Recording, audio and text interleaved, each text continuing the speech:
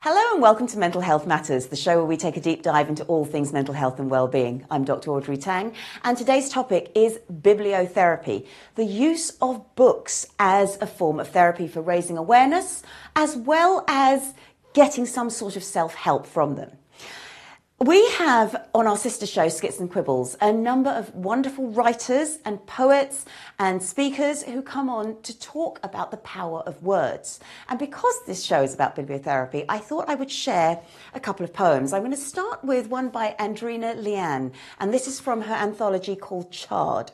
And she talks about how poetry is a form of therapy for her. This poem is called Poetry is My Therapy.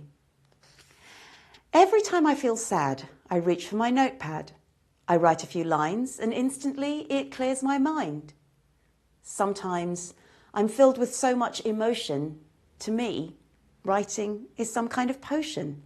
When I put pen to paper, everything seems much clearer. Ink bleeding. I no longer need to pay for counselling or indeed take any medicine through my sad times. I write poetry that sometimes rhymes. The pen connecting with the paper, I feel so much safer with every letter of the alphabet. Sometimes when I'm finished, I'm dripping with sweat, heart racing, finger on pen, pacing, vocabulary flowing, like a river gushing, no need for rushing. Take time. Everything will be just fine. My life encourages me to write poetry. Because to me, it's my saving grace, my counselling, my therapy. And that is the power of not just writing, but speaking and also reading. And that's what I'm excited to look at today. And before we meet our guest, I'm going to hand over to resident psychologist Dr. Meg Arroll, also the author of Tiny Traumas, to talk to us about how to make those changes when our bodies and our brains just don't want to play ball.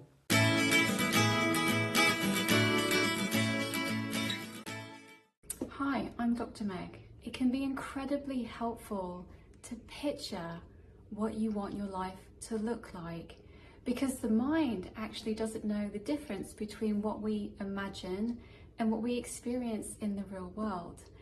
And oftentimes we focus on the end goal, the kind of the big arrival point, but it can be really helpful to use some mental imagery to get you there. So to think about not just the destination, but actually the detail of the process. So to break it down, what would you like your mornings to look like?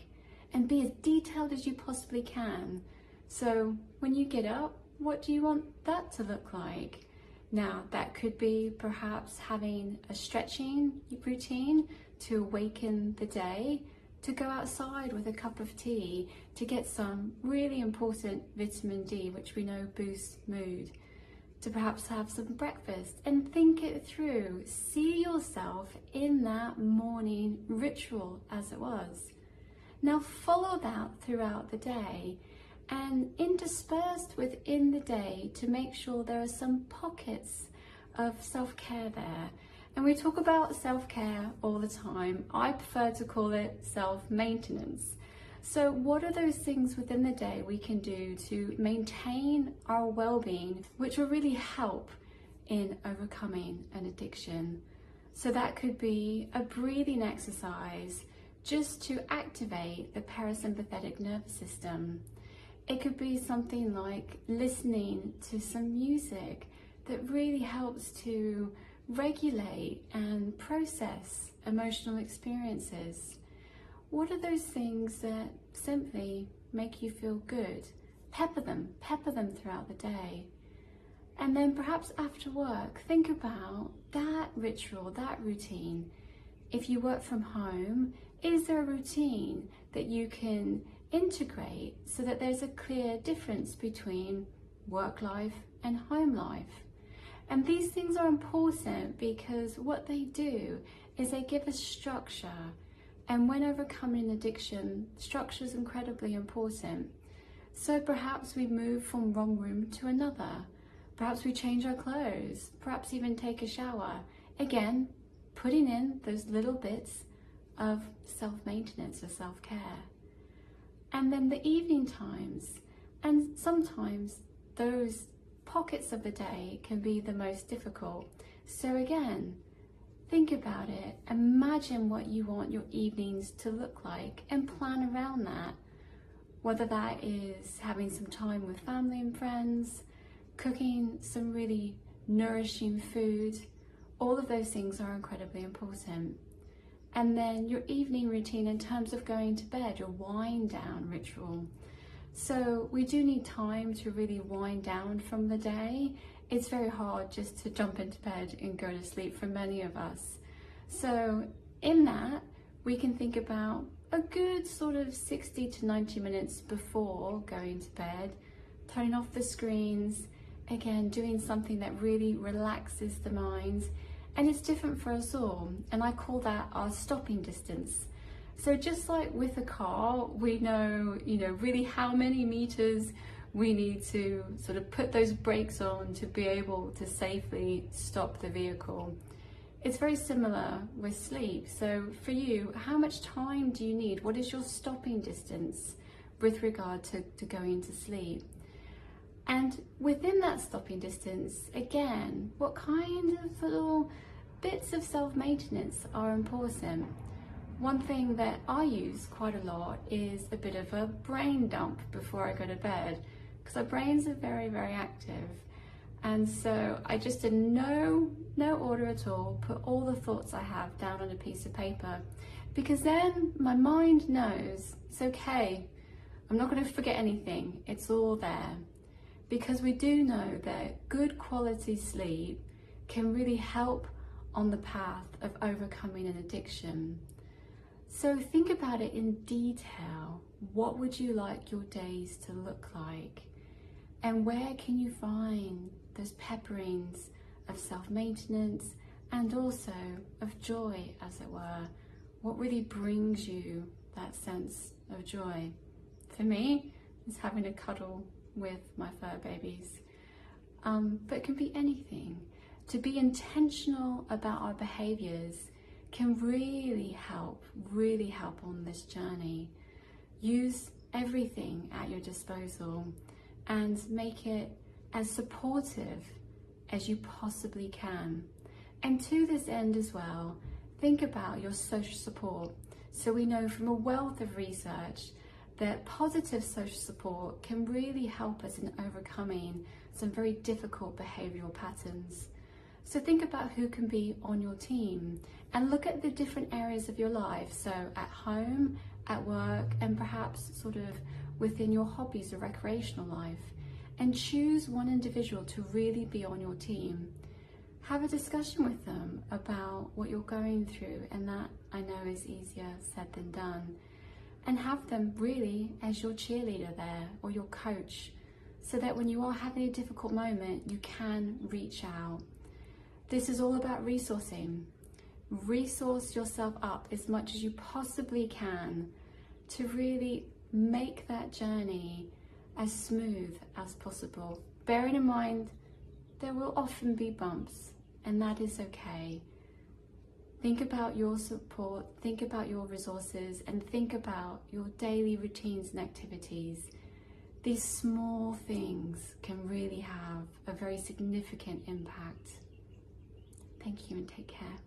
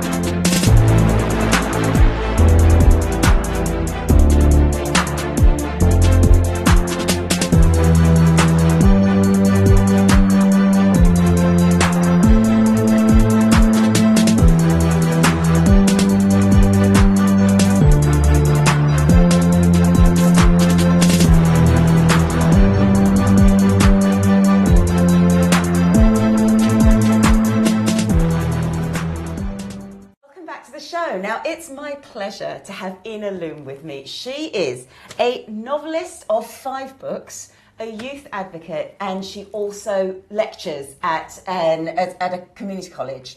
I work at a financial, actually. I work in finance. Oh, you work in finance? Yes. Oh my goodness. You see, she's got such a long CV that I just can't pick out the top bits.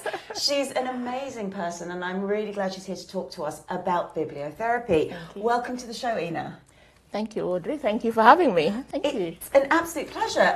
Well, first of all, please tell me about your career and how you came to be the novelist that you are.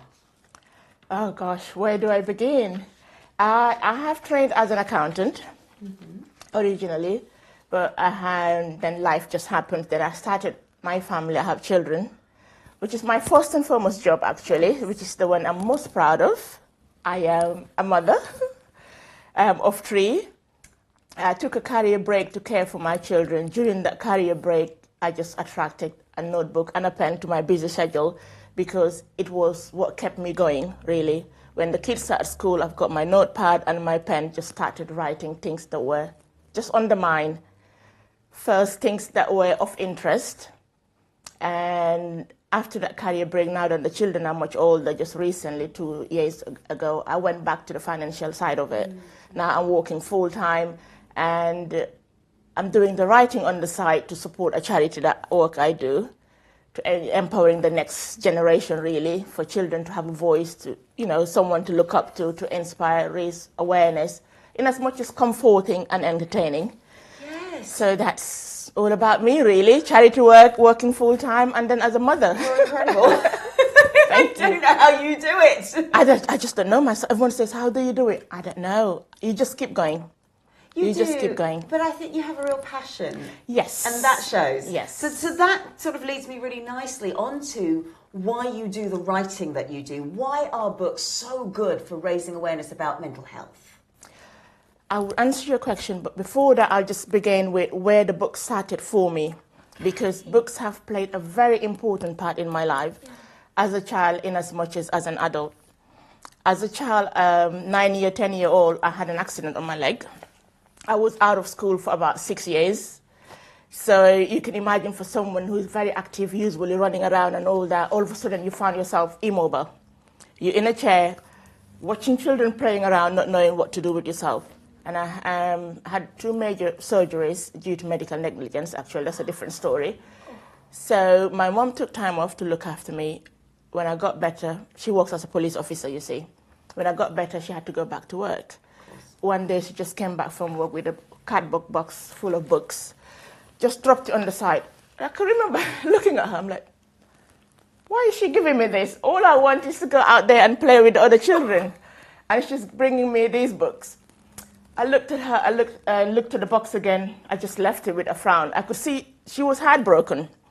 But she just said to me, just try and have a look. But she didn't give up. Each day she's going to work, the box will nicely come and sit next to me. By the time I knew it, I had just picked up a book. And I found myself drawn into the book. I love to read. It would be 3 hours, 6 hours by the time the tutor comes in, and I was doing my academic studies as well because I had to move up the grade with my peers. So I was homeschooled, and the books were sort of entertainment, really. And before I knew it, I just became addicted to the books. Nothing else mattered. I would just lose myself into the books. The loneliness just sort of disappeared. And that was me as a child. And I said to myself, you know what? I said to my mom, actually, I'm going to write.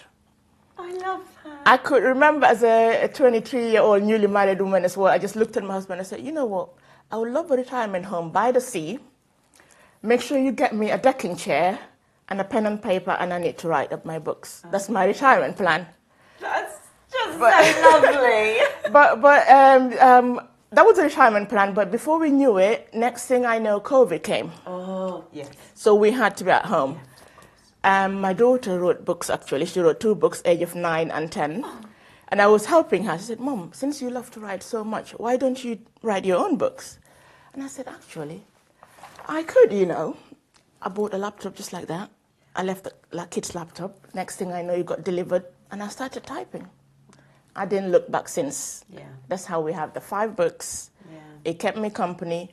COVID became just a thing. Yes. That was one of the good things that came out of COVID, actually, because it wasn't a nice experience. And for a lot of people, actually, they found that sort of passion sometimes. Yes. So as the saying goes, when you're passionate about something, it doesn't become a burden or a chore. You just get going. And I'm good at writing, actually, because it's something I love to do. So many thoughts with the traveling and everything, but I can't read my own work. That's my own weakness. So once the books are done, I will just upload them as a draft, and I'll give it to my sister. She's the first person to read it. And I know she's going to be the best critic as well, because she knows me that well. She's not going to, mince her words. She will tell me how it is. So once I've got the approval from her, then the next stage comes submissions and all that. Yes. I mean, really, though, that does explain the power of books. You said it combats loneliness. Yes. It just makes the time go away. It's a form of escapism. It is. And it's a form of expression as well. It is, yes. You're letting a lot of stuff, whatever that stuff might be, out. And I love the fact that your daughter said, write your own books, Mum. Yes. That's brilliant. Why do you think sometimes people find accessing a book and a story easier than maybe accessing therapy? They resonate with a character and they connect with that character, and then they realise, actually, I can do something about my issue. Yes. In as much as books are readily available now, they're easily accessible, whether it's paper, digital, hard copy, and you got audio books and all that. There is this stigma that's attached to mental health. The stigma side of it, sometimes even your own family, your own friends, you find it hard to talk to them. It creates that barrier that many people will rather, shy away from talking to someone and just grab a book. And as you just mentioned, there's that current escapism you have around it. You feel secure in your own, and it's very comforting. Yes. And just imagine as you have a PRN, your paracetamol. Yeah. It's soothing at the time. It takes the edge off the way, the pain.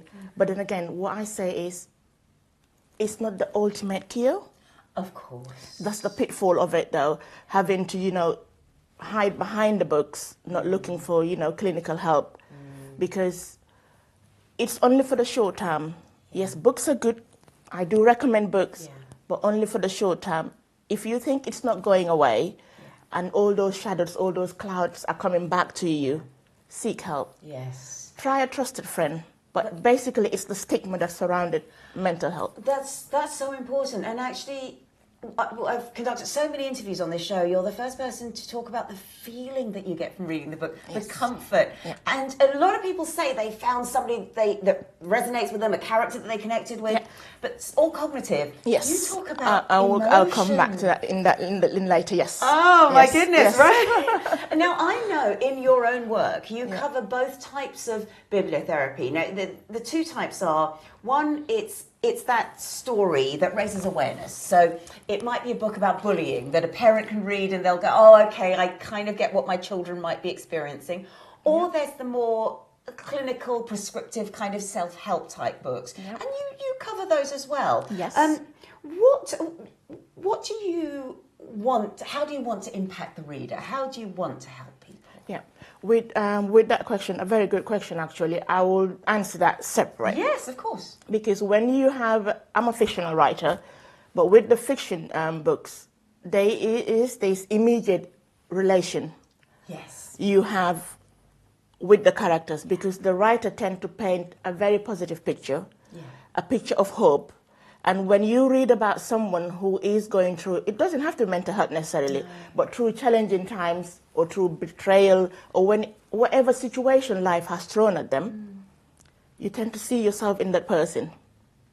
That's the comfort you get that in that. But when it comes to raising awareness, the writer has also got the power sometimes, especially in a position of influence. People tend to listen to you. And if you bring in real life stories, or if you live that story yourself, even better. Now, when it comes to bullying, what I tend to say to most of the people I meet, because sometimes I have some youth groups that we have a talk in, I'll say to the parents, the number one book is the maternal love book, which every parent can write for themselves. Teach your children how to be confident. It starts in the home. Give more of praise rather than blame. sometimes we say teenagers are difficult, but then I think there was the root to that. From the very beginning, if you were talking to your child, they get more comfortable to you. They can tell you stuff that's happening at school, and gradually they will open up to you. When they get to that stage where the bullying has started, they will tell you what's happening. And here you are empowered next. You can go into the school, tackle it there and then. Because the thing about bullying is, it's the insecurities they feel in themselves that they tend to take out to the next person that they think might be better than them or some way. So that's the first book I recommend to parents. But when it comes to factual books, a person who has experienced bullying, showcasing their work, writing their story, how they dealt with it. Because we tend to tell our children, oh, just deal with it, it will go away. Yeah. Or just face them, it will go away. Sometimes it never goes away. Yes. And that person grows up into that adult that faces society again with that inside them. It's never been resolved, and it doesn't go away if you just brush it under the carpet. Yeah. So we say to the parents, always maternal love is the first book. And I tend to bring in real life characters, someone who has lived it, to tell you their story, and you can see that relation that actually, if they've done it, I could do it too. Yes, yes. Yes. That empowerment is so important. Yes. And what's beautiful from that is sometimes people don't get that at home. Yes. And when they can read it somewhere else or see it somewhere else, at least they have the experience of it, even if they're not going through it themselves. And we need to tell our children they are worthy. Yes. Absolutely. Oh my goodness. Well, that kind of brings me to my next question. Are there differences that fiction and a factual book can bring? Yes, a factual book will give you that real life experience. For instance, which is actually which is why shows and interviews like these are very important, because if an author has lived through that experience and give you a living example in that book, you find the relation with them. You easily get the connection. And especially if they tell you their journey, how they've started, where they were and where they've come, it gives you that sense of hope, that belief in you, that it's doing, someone is doing it out there. I'm not alone in my mental health illness. Someone else is going the same crisis. And the factual book as well, it does help in terms of giving recommendations for therapy, medication. Yes, absolutely. Because sometimes the book, like I said before, is just a temporary solution. But if you have a factual clinical book, it will help with the assessments. Yes, there's always links. There's always something they can relate to. Yes, and it's research, the data is there, and hopefully you have something that's tailored to your own needs. Because every individual experience is different, actually. Even the book may be real life, so it may not be applicable to you as a person, So yes, a factual book does come to that sense, importance in the sense of clinical treatment. And moving forward. Making sure you have a more permanent solution to your problem. Oh, yes. Oh, my goodness. Well, Ina's going to stay with us as we talk more about bibliotherapy. But now it's over to our holistic therapist, Jennifer Mckenzie, to talk to us about energy givers and energy takers.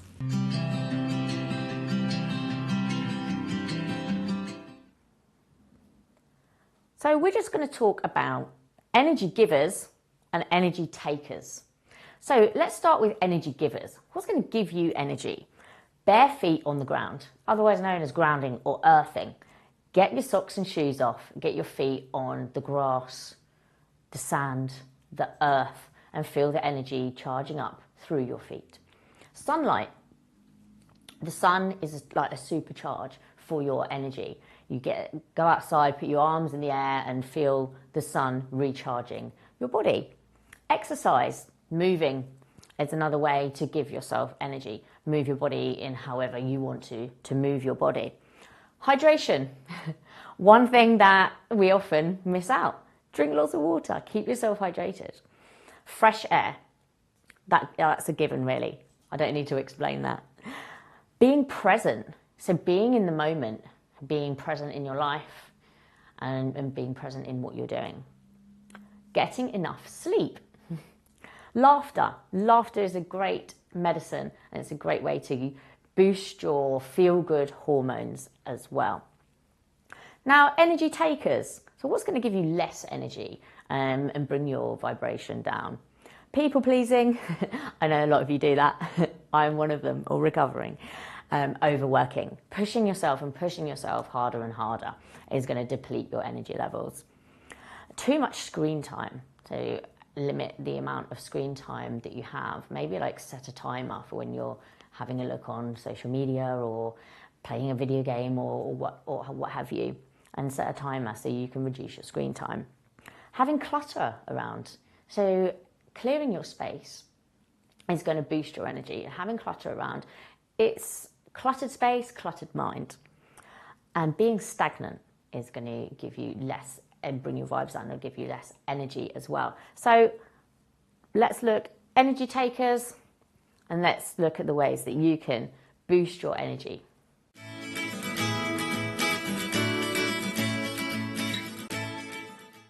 Welcome back to Mental Health Matters. I've got Loum with me. She is a novelist, she is a speaker, and she is very much an advocate for the power of writing. Now, it can feel a little bit like everybody has a book. I mean, you have 5 books, but I see, and I would love to speak with you about them, but it can feel like everybody has a book. How can you tell which books have sound and helpful information and which books perhaps are either there to make money or to jump on a trend that don't really support, a little bit like that TikTok kind of thing? Yes. I would say research. Yeah. Because personally, in as much as a writer, I'm an avid reader as well. Yes. I do love to read. If I'm not socializing or doing stuff with the children, I'm either researching books or buying books or reading books or writing them. Yeah. It could be either or. Yes, books can change lives and they do matter. And like you rightly pointed out, the book market is very much saturated out there. There are lots of, giant publishers that use the marketing medium. They've got the money to put out there, so you don't know which one is which. But what I would say is just research it. Take your time to get to know even the author's journey. Read a little bit about them, because the person who's lived that story is best to tell that story. Yes. Because if they lived that journey, you experienced it, they can tell that story. And again, platforms like these will showcase the author. We get to meet them. And unfortunately, that's my shortcoming. I don't do a lot of going around or meeting people, but I should, because when you research a book, if it's got relevance, sometimes the reviews do help, but knowing what I know now, not all reviews out there are genuine. Yes, very true. now that I'm in the book market. But just do your research. It depends what genre you're interested in. Read about the blog, read about the author. Does it tick all the boxes, what you're looking for? If it does, then give it a try. It may not have all the answers, but yes, there are really good, some independent published books out there that are just waiting to be discovered. Yes. This is the thing. With publishing houses, mine is Pearson. Even in submitting the book in the first place, you have to do your research about what other books are out there, what gives you the credentials to write these particular books. So I think that's a very helpful piece of advice. Would you mind taking me through some of your books and telling us a little bit about them? They're so fascinating. They look wonderful. Right. Right. Where do we begin? This one, it's The Girl Who Dared to Dream. It's the first one that came out. I have learned so much about writing, and I've gone better as a writer from this book. As we do, we make mistakes. Yeah. It was the first one I've written. I've just wrote from the hat. Yes. It was not one of the first in my notepads. No, but... because I will come to that, because it was the first one that came out.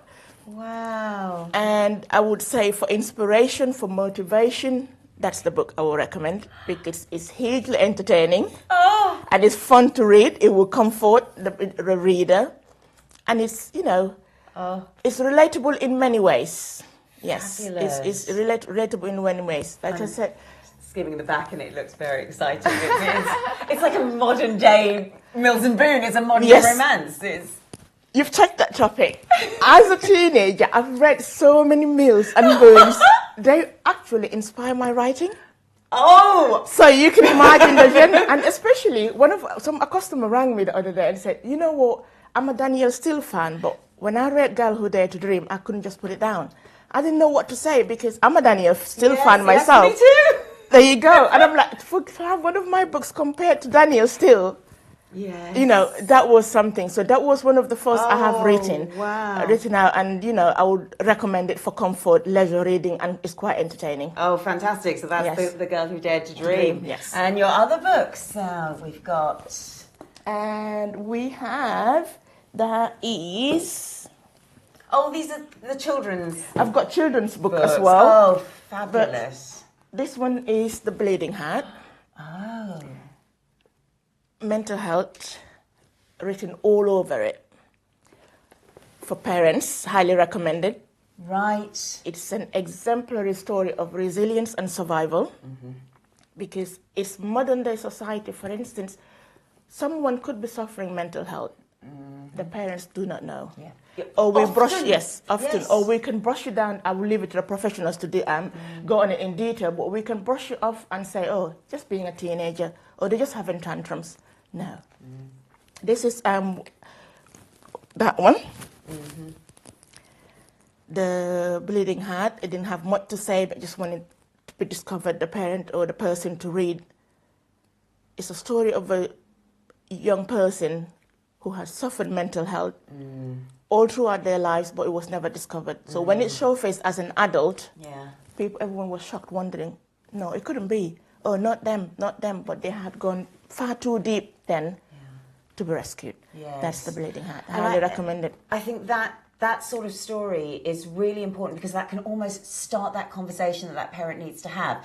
And that's what I find with books, even with television as well. You know, you watch a storyline and then you start talking about, oh, would you do something like that? And you're able to express your own experience without actually having it. Yes, because as the moment you start reading the build-up, you're trying to figure out the characters in your head. You're trying to build up the plot in your head. You're trying to think ahead. Will the writer go this way or that way? Yes, that's The Bleeding Heart. And that one there is The Valley Between. Just recently came out, actually, not too long ago. Published by Austin Macaulay. I've got too many publishers sometimes to remember them. No, it's exciting. No, it's great. Oh. That one is also a contemporary fiction, family sagas, drama, society, modern world. It's got a bit of modern and classic novels mixed, intertwined. But you need that. Yes. I don't see this sort of story nowadays, actually, and I miss it because, as you said, Danielle Steele, I haven't seen that sort of story for a very long time. Yes. Now it's very much... it's the eat, pray, love stuff, which is That's great good, and fine, but everybody's doing it. Yes. And you'll be surprised, I'll leave in a little secret. In each of my books, there is loosely a true story in them that I will use to change the names, change the characters. Of course. That's the raising awareness part. Just to make sure for people to know that there are situations out there that we will not talk about or we will just have done behind closed doors that needs to be out there. Because if we read about them, we can educate ourselves. Yes, very much so. Oh, thank you for bringing these in. They look absolutely fantastic. Why is, and I'll ask you this about the children's books as well, because I know you're going to be doing some workshops for children, encouraging them to write. Why is writing such a therapeutic medium? Even if you're just scribbling in a journal, you know, just literally scribbling, you don't have to be writing stories. Yes. Why is it so helpful? Writing is, in itself, it's the way it reduces stress. It's just very real. Yes. Just take it as a simple, exercise. Either to plan your next day tomorrow, like a simple organization. Or what am I doing tomorrow? You find out you have a little bit more brain space. Yes. It's a load off your head, off your shoulders. It gives you room to think about, what do I do for my partner? What do I have for dinner? It gives you room to do the next thing. Yeah. And again, you have to find the right environment as well. It's quite important. Have the safe space or safe corner, is it in the house when the children are asleep or at home or whatever or after work. Just to de-stress, have the right environment. Just start writing anything. It could be, how was your day today? Or, I had something nice to eat. Yeah. What was it that made you smile? Yeah. It could be at work, who made you angry? What made you annoyed? Or was it too much work? And then have a bit of a role play. What would you have rather done? Yes. What would you have said to that person who made you upset? Yeah. Change it. Yeah. You don't have to read it there and then, just put it away. Yes, you're writing Yes. your own story, aren't you? Yes. It's You fabulous. come back to it a month or a week in itself, read it again. You'll be surprised. You sometimes think, oh, did I do that? Or was it me? You find yourself surprised that you've written it that way. Yeah.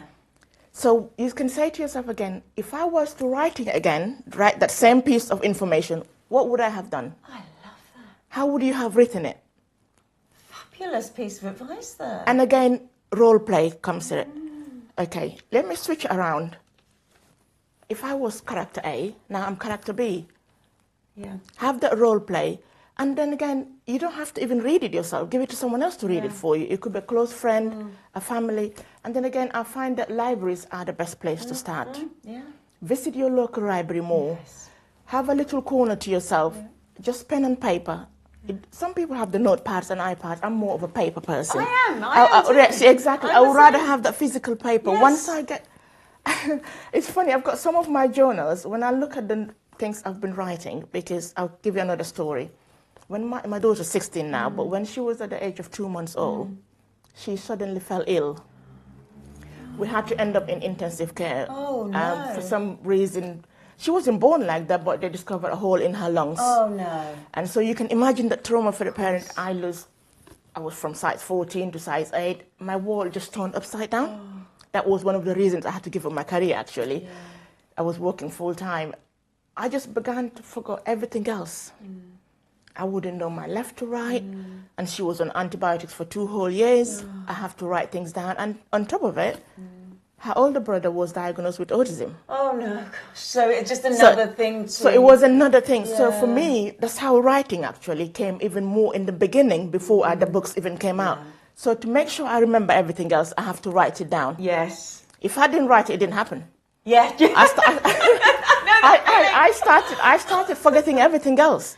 Yeah. So I had to write things down to organize myself and just to be in a better place. And that worked out quite well in terms of medication for both of them, in terms of making it to my appointments. And the journey itself, intensive care, imagine the rush, everyone screaming. Yeah. I had to document it. Gee. That's still not out yet, actually, in a book. I haven't written that. I haven't got that stomach because each time I read it again, tears come down to my eyes. Yeah. So that's how bad it was. So that's the power of writing, putting that pen to paper, that relief it goes. So sometimes I ask myself, if I didn't have books or writing, where would I have been? Because I was physically and emotionally tired. I was exhausted. I didn't know who to talk to because I saw it as a weakness, speaking to someone else about your own problems. I felt like I have to do everything else. Yeah. So even if she's asleep, I would have a book to read to keep me awake. So there were times that definitely books kept me sane. Yes. And that's true for many people. It's that little bit, that comes back to escapism. It's that little bit of peace that you can create for yourself, even if the world is going completely crazy around you. Yeah. Kind of relating to that, and this does also relate to encouraging children to write. Yes. People have a fear of writing because maybe they've had a bad experience at school, maybe they've been told you have to write something, and almost you feel, unless I've done the finished product and it's wonderful, I can't be good enough. So how do you encourage people to just express and just release? Yes. Writing in itself, where do I begin? I think it's a chronological journey. First, discover the power of books, the joy of reading, develop the power of habits, having that discipline to sit down and have that journey. People have the fear of writing mainly because you don't want to be judged. Yeah, that is true. You just don't want to be judged. You don't want to make yourself vulnerable out there for someone to sit there and decide, okay, So because you have that fear in you already, you're trying to control the narrative. No, but just like you said, let it go, express yourself.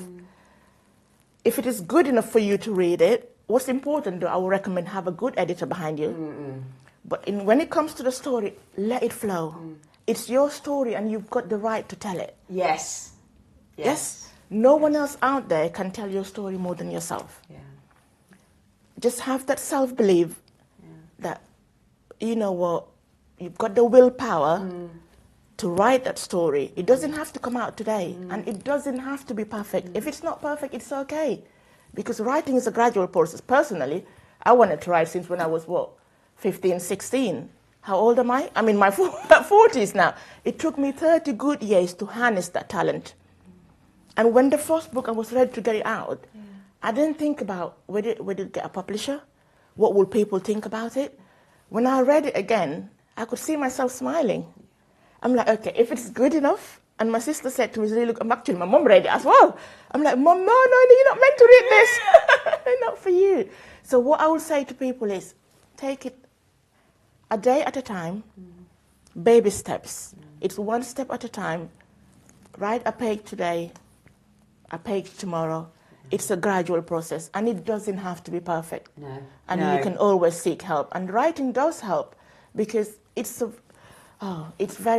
really therapeutic in itself. Yes, it is. Once you start absolutely. writing it yourself, you'll feel the relief on you. You'll feel the boarding lesson. So I would definitely recommend people to start writing one step at a time. Yeah. It helps, your brain development. It will help build your confidence. And it's a matter of self-love, actually. Yes, you it say, is. I'm equally as important as the next writer Yes. out there. My books are as good as the next writer out there. And my story is worth telling. Exactly. You might not sell 100 copies in the first year, because it does take a long time, actually, to get discovered and to have your books in there. But just please believe in yourself. Do it as a passion, and it will become easy. One step at a time. I love that. Yes, one step at a time. Tell me about your children's books now. Oh, with the children's book, this one is just simple coloring. Oh, lovely. Quite therapeutic. Very, because, very therapeutic in yes, itself. creative therapy in its own, because research has shown that coloring, writing do help with, dementia treatment. Yeah. So this one, we've got it out there for anyone who's got the passion to look for anything to do, pastime, to get you going. And it's SEN approved for people with learning disabilities. Great, yes. So we're looking at getting it published with the paperwork's being drawn, so I will not go into detail, but Yes, that is of SEN course. approved, and that is, highly recommended for creative, therapy that's out there. Fabulous. Yeah. And this one, Yeah. in line of that, is The Talking Drum. It is a sequel. Oh. That was volume 1, that's 12 plus. What we did was, because we support the charity with children based in the Gambia, Right. with local schools and the UK, we had children write poems of how they want it, like a poetry competition. Lovely. So we get them rewarded, in as much as some of the poems are there printed. by myself. So we, get them edited by someone, compile them. Each of the children that participated and their schools will have free copies. Oh, lovely. Just to get that creative writing into the kids. And to see it, Yes. There's nothing more exciting than holding the book. hold the book. So you know what? yes. I can see my name in Yes. there. I wrote that. So yeah, that's what we try to do. Every summer we have a children's writing my competition goodness. and a reading competition for the children to take part in. That's The Talking Drum. That was the first one that came out. And actually, it tackles things like you are worthy, Yeah. self-belief. Yeah. That's happening quite a lot Yeah. right now. In terms of education, it's things that are relevant to society. I like that. This is a poem called Peace Through Education. Yes, Yeah, yes, it's and then beautiful.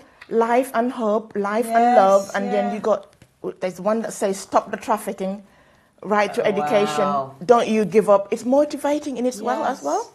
Oh my goodness. This is incredible. These are just wonderful. That is the second part of The Talking Drum. That's the one we're launching this summer. Oh, lovely. Hopefully with local libraries and the children to get involved. Wow, wonderful. Oh, yes, to everyone who took part in the Yale Prison Summer Writing Challenge. Oh, and the pictures and everything. Fully illustrated, Yes, this is beautiful. Oh, my goodness. Wow. Pets. Oh, I love this. Yes. This is really wonderful. This is probably the million-dollar question. Yes. Apart from your own, what would be your favourite books? Apart from my own, my favourite books will be from Daniel Steele. Oh. I do love a good Daniel Steele. One of the examples I'll give, I'm not sure if you've read it, it's Greatest Love.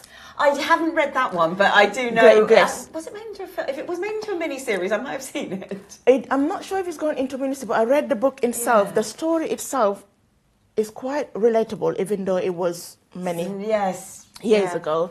It's quite relatable in terms of family, children, tragedy, how we deal with the 5 stages of grief. Yeah. So yes, that would be one of my favorite books. And in modern times as well, I would say even Prince Harry's book.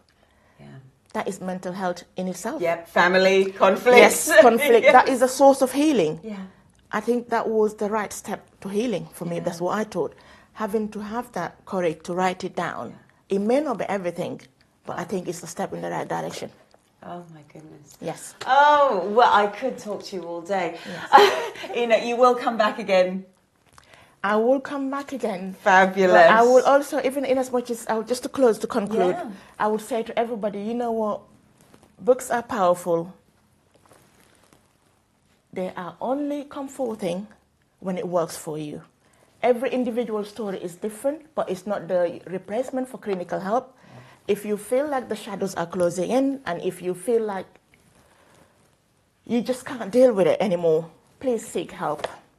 Speak to the professionals. Speak to someone who can help you clinically. I say this simply because I've got mental health in my own family. It's a subject close to my heart in my own father. He was a university graduate. He had a good job in medicine. A doctor suddenly fell ill to mental health. And imagine as a child sitting at a distance, watching it all unfold. No one took the minute to speak to you. So up till now, actually, this is the first time I've got the confidence to talk about it in public. I've never discussed it. And no one's explained to me what's happening. All I could say is he's in and out of hospital. My mother practically raised me by herself as a lone parent. So if books were not there for me, whether it's the writing or reading them, who knows where I would have been. So please do seek help. Speak to someone, being it a family or friend. Your mental health is important, and you're not alone. There are people out there that will listen, and help is out there when you need it. Thank you.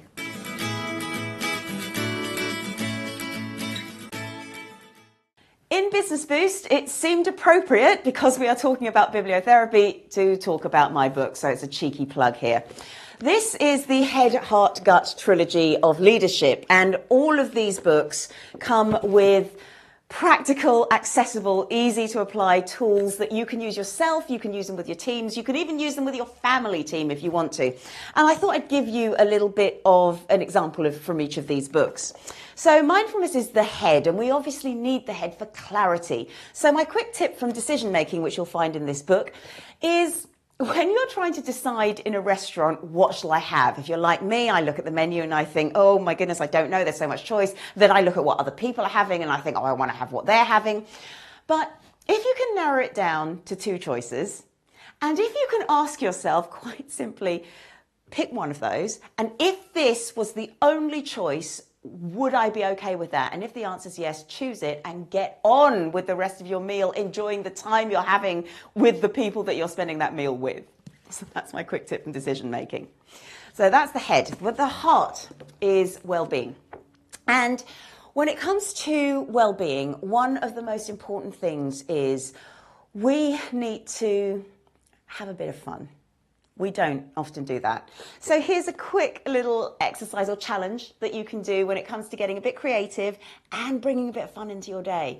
I challenge you to get the word penguin into a formal business interaction. Obviously, don't get yourself fired. It's something fun that you can do, and it's something that maybe you can challenge your teams to do, and you know it's happening, and that gives you that sense of playfulness in the workplace. And lastly, from the Leader's Guide to Resilience, which is all about courage. It's about the gut. It's about having the ability and the strength to actually put through all the things that you've thought about and all the things you would love to be able to do to flourish, actually getting them done. And this is to do a SWOT analysis on yourself. Now, most people in business know the SWOT analysis. It's looking at your strengths, your weaknesses, your opportunities, and your threats to your business or to growing a business. But do this on yourself, and that can be really helpful and give you insights into what you need, how you may want to progress your career, and the direction in which to take it. So your strengths are very straightforward. Those are things that you love to do, that you're skilled at doing, that energize you. Your weaknesses may be things that you need to develop a little bit further. Maybe it's learning a language, maybe it's certain technological skills as well. So those could be counted under weaknesses. Opportunities will be things like, what is my work offering me? What can I do outside work? And it may be thinking outside the box. So whilst you might work in a certain field, but actually you really want to develop your mentoring skills, maybe that's something to look at. And also, it might be a case of asking to be seconded to a different department to learn about what they do. So what are your opportunities? And then threats, I would actually look at barriers. Things that you put as your priority, which you are not willing to negotiate on, and that's okay. So maybe you are a carer, maybe you're a parent, maybe there are certain reasons why you can't move from a certain location. That's okay. Be aware of them.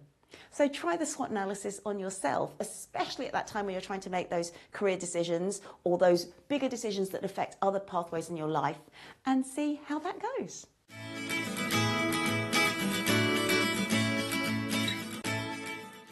Welcome back to the last part of Mental Health Matters. Because today's topic was bibliotherapy, I wanted to close with a poem from another guest that we had on our sister show, Skits and Quibbles. It's by Kezabel Ambler, and this is from her book, Permission to Love Yourself. And if you do check out her episode on Skits and Quibbles, she talks to us about how the power of words can make a real difference to so many people. She talks to us about her weaving words workshops that she runs, but also how writing poetry can be such an expressive release of emotion. And this is a very simple meditation haiku. And so if you want to be breathing in and out as you do this, the way I use poetry, especially when I speak it when it comes to breathing, is to breathe in and then say the lines on one breath, because that slows down your breathing. So, the meditation haiku by Kezabel Ambler. Deep breaths in, calm me. Mindful peace comforts me still. Life patterns flowing. Deep breaths in, calm me. Mindful peace comforts me still. Life patterns flowing. Deep breaths in, calm me. Mindful peace comforts me still. Life patterns flowing. Thank you for tuning in. Have a healthy week.